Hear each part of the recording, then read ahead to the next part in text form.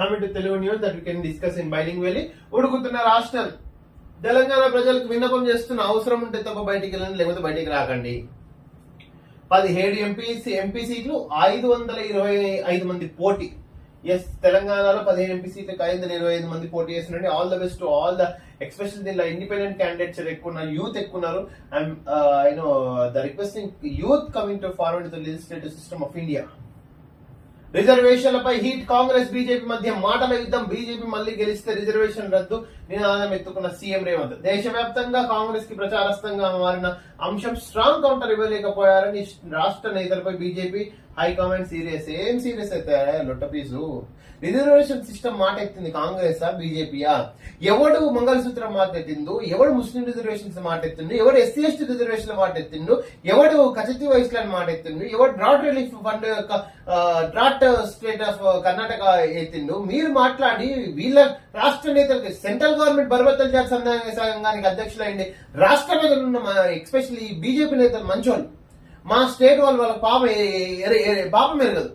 మీరందరూ north Indian, నువ్వు north Indian, Amit Shah north Indian, Modiji north Indian, Nadda north Indian. మీరిద్దరు పైన స్టార్టర్లు ప్లే చేసి కింద కామెంట్ చేస్తే ఎట్లుంటదా?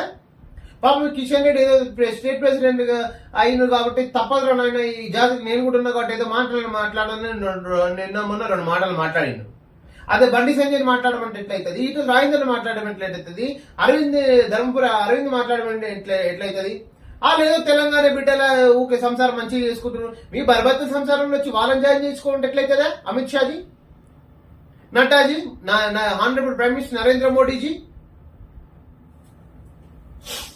చూడు, స్ట్రాంగ్ కౌంటర్ ఇవ్వలేకపోయారని రాష్ట్ర నేతలపై బీజేపీ హైకమాండ్ సీరియస్. ఏమైనా ఎక్స్పెక్ట్ చేసిండ్రా? బండి సంజయ్ గాని, కిషన్ రెడ్డి గాని, లక్ష్మణ్ గాని ఏమైనా ఎక్స్పెక్ట్ చేసినా మీరు ఇట్లాంటి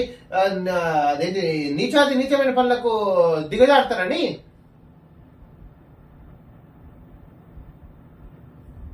తెలంగాణలో ఈవెన్ మీ మహదవిలత బాగా ముక్కు పెట్టినా సరే మాస్క్ మీదకి తెలంగాణ ప్రజలు చూస్తూ అబ్జర్వ్ చేస్తున్నారు, కానీ ఎక్కడ రిలీజియస్ వైలెన్స్ హ్యాపెన్ చేయలేదు.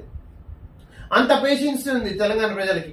మీరు ఊరికే మాటలు తెచ్చుకుంటే రిలీజియస్ వైలెన్స్, రిలీజియస్ మొత్తం కొట్లాటలు జరగాల, మత ఘర్షణ జరగాలి, దాని నుంచి ఓటు దుమ్ముకోవాలా? ఇదేనా మీ ప్లాను?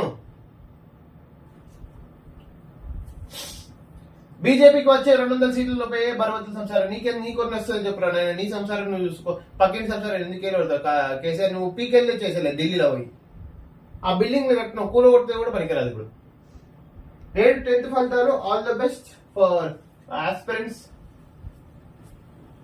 అబ్బాయిలు ఇంజనీరింగ్ వైపు, అమ్మాయిలు అగ్రి ఫార్మా, అగ్రికల్చర్ కోర్సులకు 73% అమ్మాయిలు.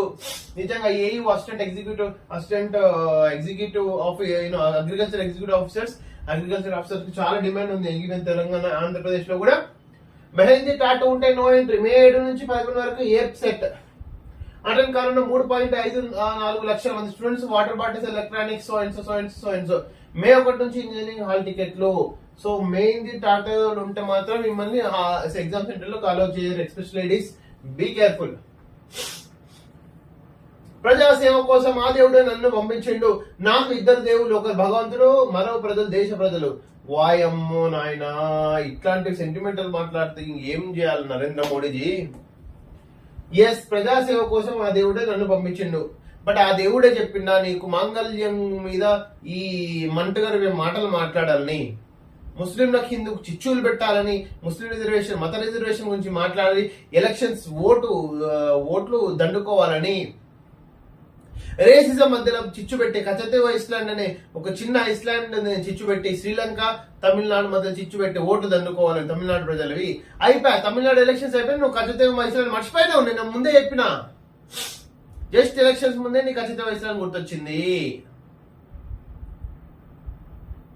పాపం తమిళనాడులో ఉన్న ఏడీఎంకి 2 ఆకులను చీల్చేసి మీ పార్టీని ఏదో పవర్ చేయాలని ప్రయత్నించినావు కదా.